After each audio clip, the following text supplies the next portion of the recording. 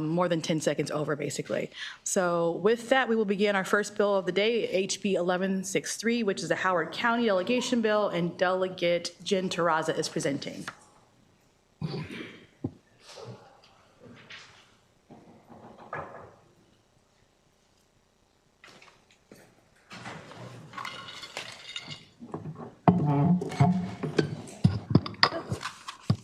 All right, I believe I have one panelist who's virtual. I may not, but he was going to do his best.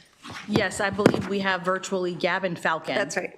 Okay, great. All right, good afternoon, Chair Wells, Vice Chair Kerr, and members of the Government Labor and Elections Committee. For the record, I'm Delegate Jen Terraza, here to present my final bill for GLE.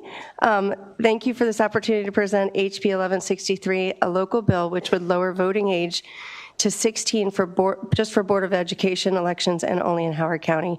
The committee should have received the letter in support and also the vote sheet. If not, I have a copy here with me. So when I was around 16 or 17, I remember thinking when I got older, I would never completely understand the daily realities of school, what was working, what wasn't, how it made us feel. And that's an important perspective. Of course, there are obviously other perspectives of what's happening in our education system, a bigger picture, including how that fits into the budget with our priorities, but we already have that perspective. So when a group of young people, including Gavin Falcon, who you'll hear from today, asked me to sponsor this bill to allow 16 and 17-year-olds to vote for school board in Howard County, I jumped at the opportunity.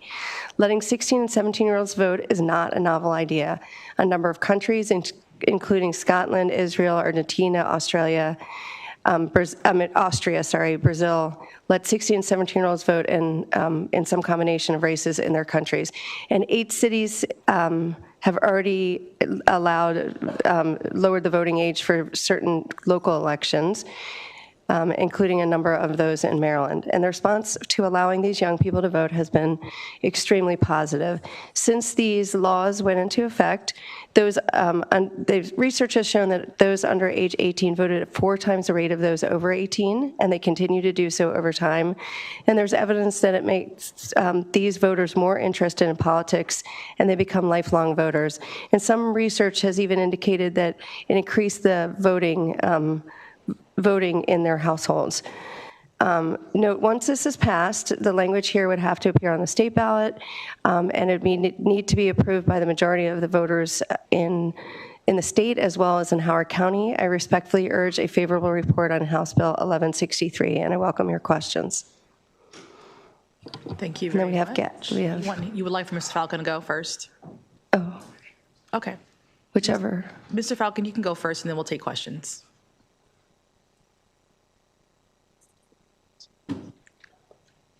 May I begin?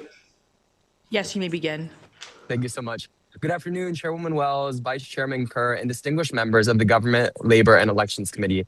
My name is Gavin Falcone. I'm a junior at Long Ridge High School, and I currently serve as the president of the Howard County Association of Student Councils, representing over 55,000 Howard County Public School System students.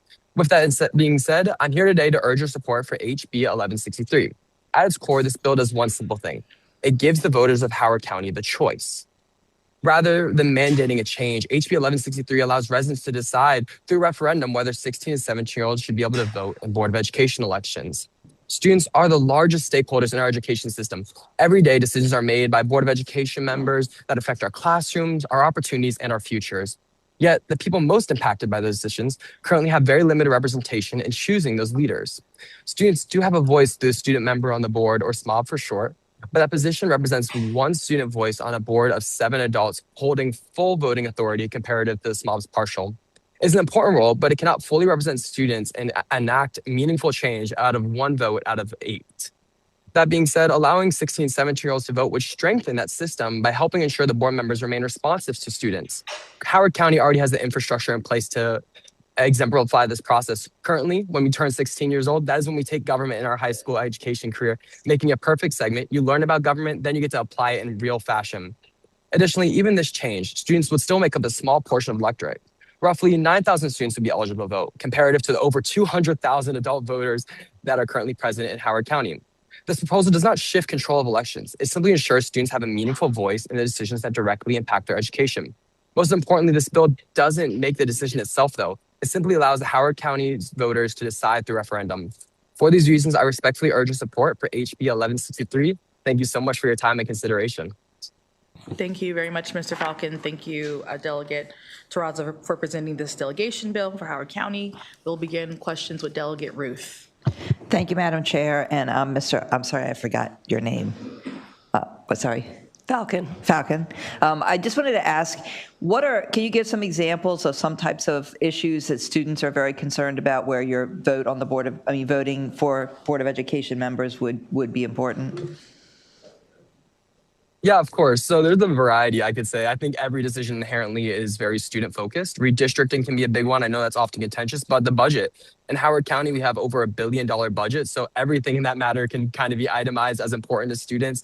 Decisions regarding policy, for example, if you guys aren't aware, some of you may be, we had a cell phone ban entirely. There's no exceptions. That may be an important policy students are important about, because what about exceptions? For example, in my case, I have divorced parents. So that was important to me that I don't have exceptions to now contact whose house I'm even going home to sometimes.